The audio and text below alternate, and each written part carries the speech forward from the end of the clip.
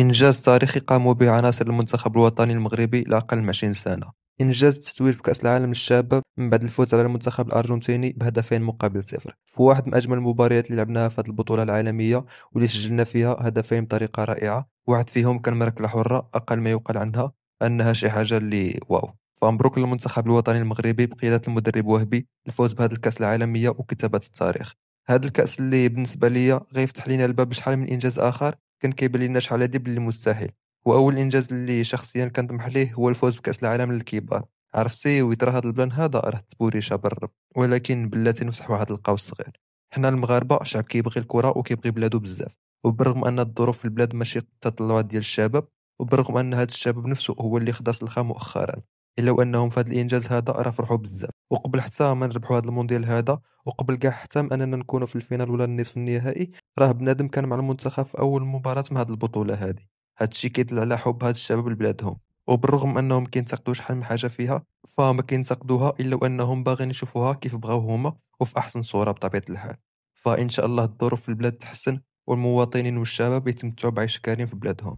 المهم هذا الانجاز هذا اللي جا في فتره توهج الكره الوطنيه على المستوى العالمي، بدايه من 2022 فاش حققنا المركز الرابع في كاس العالم، وفي الاولمبياد فاش خدينا المركز الثالث، بلا ما نساو كاس افريقيا اللي خديناها بجميع الفئات تقريبا. بقى لينا غير المنتخب الاول اللي كلشي طالع عليه، والفرحه ما غاتكملش غير فاش غياخد لينا ديك العزيه ان شاء الله. واليوم هانتوما كتشوفوا التتويج بلقب كاس العالم للشباب. كاس العالم للشباب اللي للاشاره راه سبق لينا ودرنا نصف نهائي فيه. بلاتي ما تقوليش كتفرج وما درتيش ابوني. شنو حتى اللايك مازال ما درتيهاش؟ شتي دابا صاحبي، دير اصاحبي ابوني وشجعني نكمل في المحتوى. على اي، الجامعه الوطنيه المغربيه لكره القدم راه دايره خدمه كبيره على مستوى المنتخبات الوطنيه. هاد الخدمه اللي بدات من شحال هادي، واليوم حنا كنجنيو الثمار ديال هاد الخدمه. لكن بالرغم من المستوى اللي كديروا الجامعه، مازال كنشوفوا ان العصبه الاحترافيه والبطوله مازال ما مواكبينش هاد التطور ديال المنتخبات وديال الجامعه. وإلا قدرت نوصف العلاقه بين الجامعه والعصبه في كلمه، فغتكون هاد الكلمه هي التناقض. فعلاش هاد التناقض كاين؟ اليوم الاجانب اللي تفرجوا في المنتخب وشافوه بهذا المستوى وقدر يكون هو البطل ديال العالم، فاكيد انهم غيجيو يشوفوا المنتوج ديال بطل العالم، غيجيو يشوفوا البطوله الوطنيه وغادي يشوفوا التطوع والتلوث البصري. ما كنعممش ان كاع الفرق كيلعبوا التطوع والتلوث البصري، لكن اغلب الانديه الوطنيه راه هكا دايره. فاللي كنتمنى انا هو تكون واحد المواكبه للمستوى اللي واصلين ليه من ناحيه المنتخبات. وباش غتكون هذه المواكبه هي انك تخدم على التكوين، تخدم على البنيه التحتيه، وما تخليهاش حكر على المنتخب فقط. بحال مولاي عبد الله، علاش ما يتعطاش الجيش الملكي يلعبوا فيه الماتشات ديالهم؟ غتقول لي خايفين من الشغب وكذا. هادشي اللي غادي يدينا لنقطه اخرى. باش انك تواكب التطور ديال المنتخبات، كي خاصك تطور الامن داخل الملاعب وتسهل عمليه الولوج. وواحد النقطه اخرى، ما تظلموش الناس غير هكاك واللي حصل يودي. حيت بالرجوله شحال من واحد كيكون باغي غير يمشي يتفرج في فرقته، حتى كيلقى راسو في شحال من حاجه هو غنى عنها. زائد نقطه اخرى، علاش ما يكونش تحكيم اجنبي في البطوله الوطنيه، ويطوروا المعدات ديال التحكيم باش هكا تكون شفافيه اكثر. زيادة على أنه خاص النقل التلفازي والتعليق تطوروا باش تقدر تسوق المنتوج ديالك بطريقة زوينة. حيت النقل التلفازي كيلعب دور كبير، لأنه هو اللي كيعطيك الصورة، فكيفاش غتقدر تتفرج في شي حاجة بصورة ناقصة؟ أما التعليق بلا ما ندويو عليه، تقدروا تاخذوا شي هدف زوين في البطولة وتركبوا عليه شي تعليق وغتحسوا بالفرق.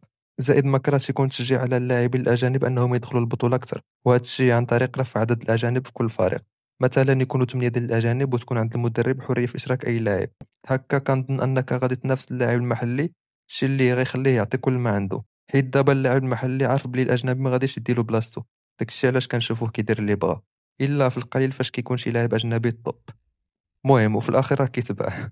المهم اخر نقطه اللي هي كل شيء تقريبا، وهو الجمهور. كنتمنى ان الجمهور ما يتحرمش من الماتشات بلا سبب، حيت الجمهور هو اللي كيزين لك الدوري وكيعطيه صوره زوينه. وراه حنا شفنا الجماهير المغربيه هذا الموسم تبارك الله المستوى والرقي اللي بانت به، فكنتمنى ان الجمهور ديما يبقى. وإلا كنتو خايفين من الشغب زيروا الامن وما تظلموش بنادم بطبيعه الحال. حتى العقليه ديال بعض الجماهير اللي صراحه خاص تبدل، ولو انهم قلال هاد الجماهير هادو، باش ما يجيبوش صداع للناس اللي جايين يتفرجوا ويبدلوا الجو. المهم الانجاز ديال المنتخب اقل من 20 سنه انجاز تاريخي ومفخره لكل مغربي. لكن باش نواكبوا هذا الانجاز هذا راه خاص حتى الدوري يتقاد، واكثر من ذلك والاولويه هي خاص الظروف العيش في المغرب تكون احسن. حيت اكيد الكره راها كتفرحنا وكتكعينا، لكن راها كتبقى حاجه فقط ثانويه وماشي اولويه. فما كانتش الخدمه اللي كيديرها القجع في المجال ديالو يديروا بحالها المسؤولين اللي شادين مجالات اخرين في البلاد، باش هكا يكون عندنا قجع في كل دومين وتكون الحياه يا سلام. وديك الساعه حتى الا مشينا نتفرجوا في الويكاند راه جات معانا. المهم اخوتي، حتى لنا كنكون وصلنا اخر الفيديو. شكرا لكم على المشاهده. قبل ما نمشي بغيت منكم اللي وصل حتى لهنا ومازال ما مشتركش فيشترك دابا باش يعاوني ويدعمني باش نكمل. فمرة أخرى مبروك للمنتخب الوطني التتويج بلقب كأس العالم، ودابا ما بقى غير نقول لكم تهلاو في راسكم وديما راه